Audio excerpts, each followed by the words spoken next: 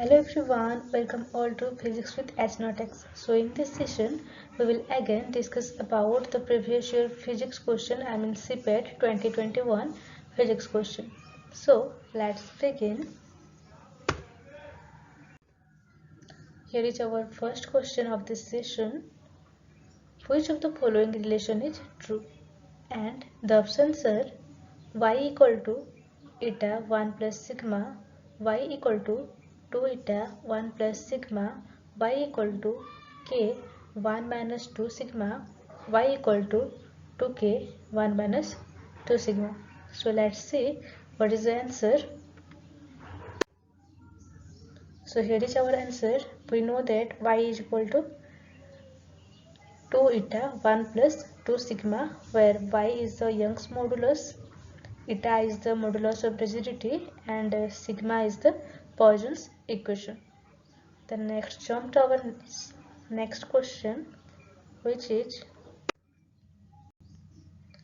two capillary tubes of same length L but radii R1 and R2. They are fitted in parallel to the bottom of a vessel. The pressure head is P. What should be the radius R of a single tube that can replace the two pipes so that the flow rate is the same for H before? And the options are R equal to R1 plus R2, R square equal to R1 square plus R2 square, R4 equal to R1 4 plus R2 4, 1 by R is equal to 1 by R1 plus 1 by R2. So let's see what is the answer. So here is our solution. Let there are two capillary tube which is parallel to each other and each have same length with radius R1 and R2. Let rate of flow in pipe P1 is V1 and in P2 is V2. Then the total rate of flow is equal to V equal to V1 plus V2. So again it has been given in that question that pressure is same for both the case. We know the rate of flow of liquid in capillary tube is equal to pi p to the power 4 divided by 8 eta L. So if the two tubes are replaced by a single capillary tube and again with the same rate of flow, then we can write that V is equal to V1 plus V2, and we know that the equation of rate of flow of liquid in capillary tube is pi P4 by 8 eta L, that is pi P r to the power 4 8 eta L is equal to pi P R1 4 by 8 eta L plus pi P R2 4 by 8 eta L, because here the pressure and length are same for both the tube. So here R4 is equal to R1 4 plus R2 4.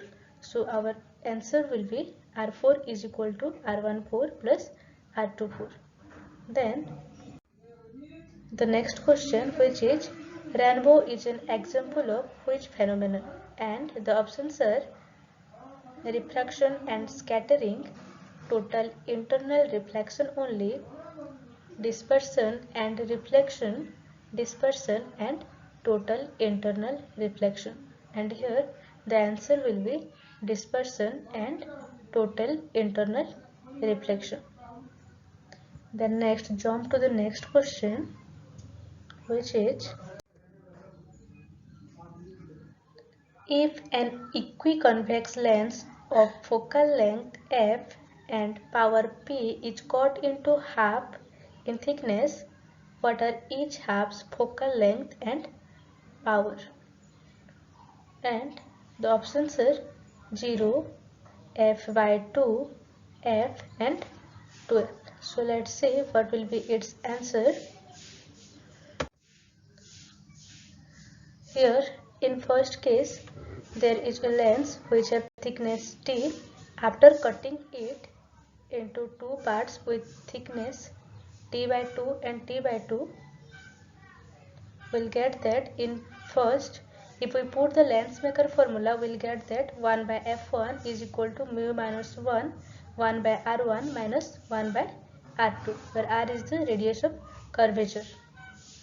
And because it is equiconvex length, so we can write that 1 by f1 is equal to mu minus 1, 1 by r minus 1 by minus r. That is equal to 1 by f1 is equal to mu minus 1, 2 by r. And in second case, because it formed to plano-convex length, so we can write it as 1 by f2 is equal to mu minus 1, 1 by r minus 1 by infinity.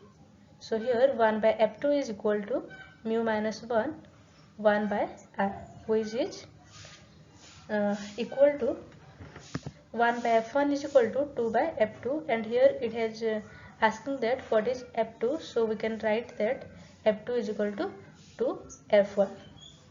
Then next jump to the next question, which is two slits in Young's double slit experiment have widths in the ratio 81:1. The ratio of the amplitude of the light wave is, and the options are 3:1, 3:2, 9:1 and 6:1. So let's see what will be its answer. As we know, the width is directly proportional to the intensity, and also we know that the intensity is proportional to the square of the amplitude. So the width is proportional to the square of the amplitude, and we can write it as W1 by W2 is equal to A1 square by A2 square.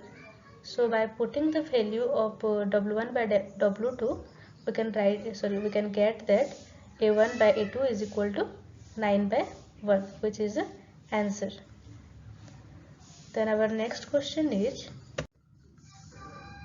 the first diffraction minima due to single slit diffraction are at theta equal to 30 degree. For the light of wavelength 5000 Armstrong, the width of the slit is, and the options are 5 into 10 to the power minus 5 centimeter, 10 into 10 to the power minus 5 centimeter, 2.5 into 10 to the power minus 5 centimeter, or 1.25 into 10 to the power 5 centimeter. So let's see what will be its answer.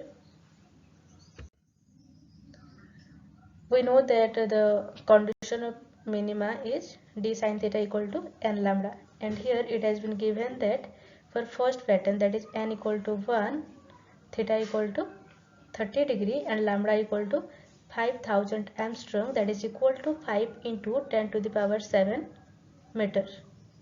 So by putting all this value in the above equation, that is condition for minima, we can find that d is equal to 10 into 10 to the power minus 5 centimeter. Then our next question is, a beam of light strikes a piece of glass at an angle of incidence 60 degree, and the reflected beam is completely plane polarized. The refractive index of the glass is, and the options are 1.5, root 3, root 2, 3 by 2. So here is our solution. Because we know that the angle of incidence is equal to angle of refraction, that is the angle made with the normal reflected ray is equal to 60 degree, and again it has been given that the reflected ray is completely plane polarized, so the angle between the reflected ray and refracted ray will be 90 degree. So from this above data we can find that the angle of reflection and the angle between reflected ray and refracted ray plus the refracted angle is equal to 180 degree. So by solving it, we can find that r equal to 30 degree. And again we know, according to Snell's law, mu1 sin I is equal to mu2 sin r. And we know that mu1 is equal to 1, that is for air. So mu2 will be 1 into sin 60 by sin 30, that is equal to root 3. I hope you all enjoy this session. And our next question is, when the separation between two charges is increased, the electric potential energy of charges is. So let's see what will be its answer. We know that the electric potential energy of two charges separated by a particular distance is given by U equal to K Q1 Q2 by R. So the electric potential energy is dependent on both the magnitude of charge and separation between them. And we don't know what is the magnitude of charge here. So we can't say it will increase or decrease. So the answer will be may increase or decrease. Then here is our next question, which is, a non-conducting sheet of large surface area and thickness d contains uniform charge distribution of density ρ. The electric field at point P inside the plate at a distance x from the central plane is, and the options are rho x by epsilon naught, rho x by 2 epsilon naught, 2 rho x by epsilon naught, and rho x epsilon naught. So let's see.